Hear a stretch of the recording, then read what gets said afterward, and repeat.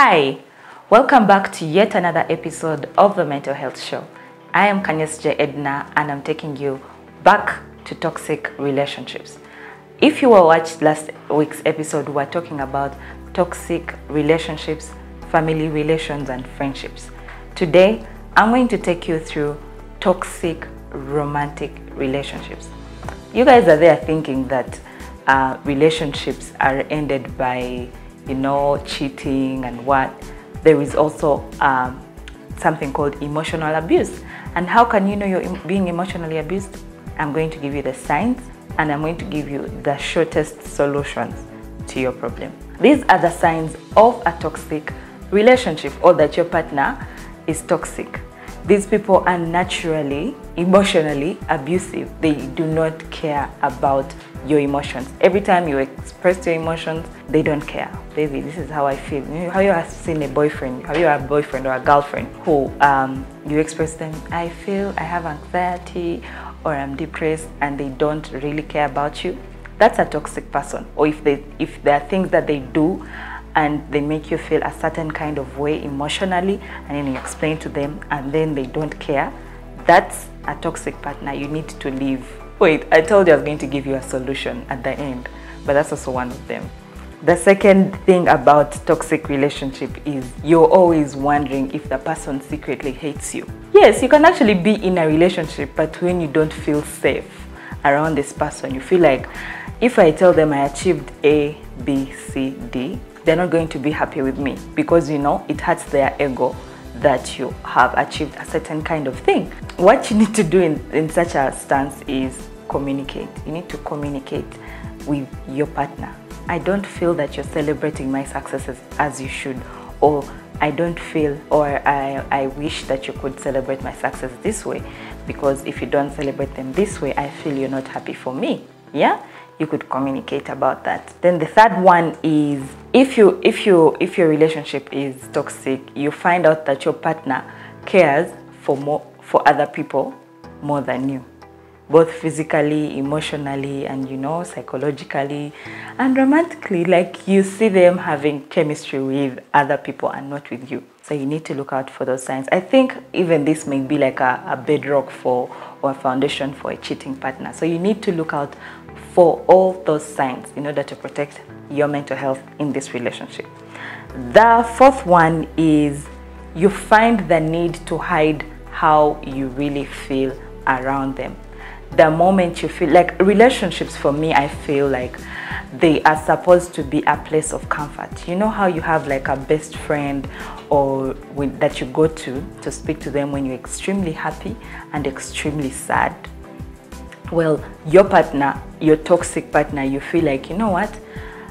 If I tell them that I feel this way, they are going to feel bad about it. So you don't need to feel that way. You're not supposed to feel that way. It is not natural. You are not saving them anything. It's not natural to feel that way. So that's a toxic relationship. The last one is you feel like you're giving in 100%. You feel like you're giving in 100% of your time, your energy, your everything, and they are giving you just about 2%. You don't feel like the energy is reciprocated, and when you communicate about it, they become so violent or like so protective, and that's a toxic relationship, that's a toxic partner, and you need to run away for your life. In this case, if you feel like that you're in a relationship and the energy is not returned, you might want to run away. Definitely the last sign of a toxic relationship is a violent relationship. Like a physically abusive relationship is a toxic relationship. That one, you don't even need to talk through. You need to save. It's now you need to save your life. So you need to run. Okay, so I know that I've promised remedies to a toxic relationship. How can you handle a toxic relationship? The first remedy is communicating. You need to tell somebody how you feel. You need to tell them how their actions impact your mental health. Like, hey babe, when you respond like this, A, B, C, D, and D, I don't feel that. Sometimes, you guys, hear me out. sometimes these people do not know they're actually toxic. So you just need to communicate to them and actually show them how you feel and how it's affecting your mental health. The second one is setting limits.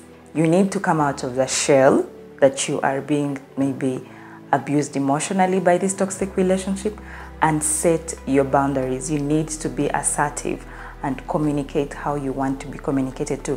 For example, if you have a boyfriend who shouts at you, you need to tell them, hey babe, please stop shouting at me. Do not shout at me in times when we are maybe in an argument.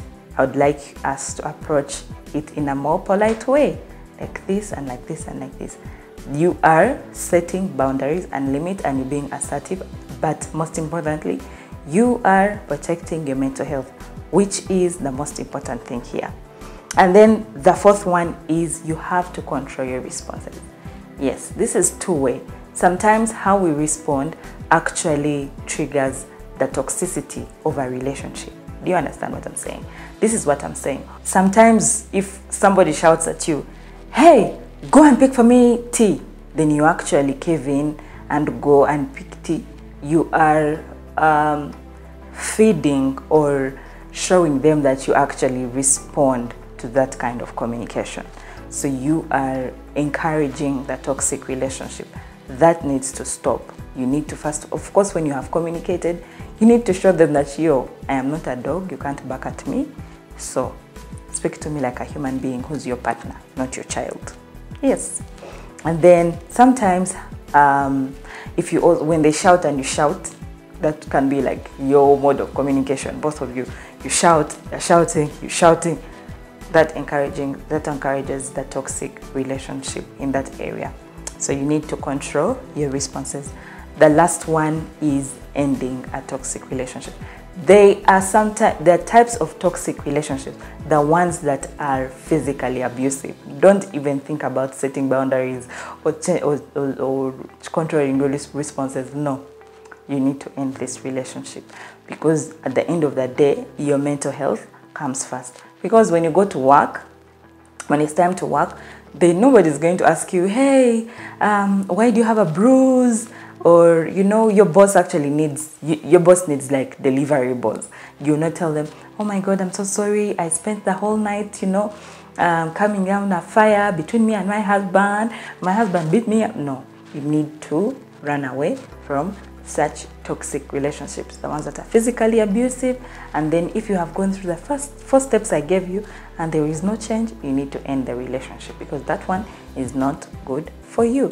You have to be very, very, very, very assertive, because mental health is a very, very important thing. You need to be kind to yourself and know that, you know what, I have tried everything, given this relationship my all, let me politely exit. Maybe you are not the target audience for this relationship. Yeah. Thank you for staying with me for all this while.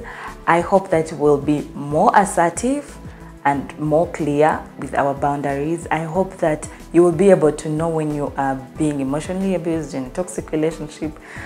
But then I hope most importantly that we'll protect our mental health. Don't forget to subscribe to our channel if you are new, so that you can join our family. And don't forget to follow us on all our social media platforms, which are Faraja TV on Facebook, Instagram, LinkedIn, Twitter, for all your daily timely news updates. See you next time. Bye-bye. Mwah. Today's show was proudly sponsored by V&V Fashion Garage and Henna Coats Makeup Studio.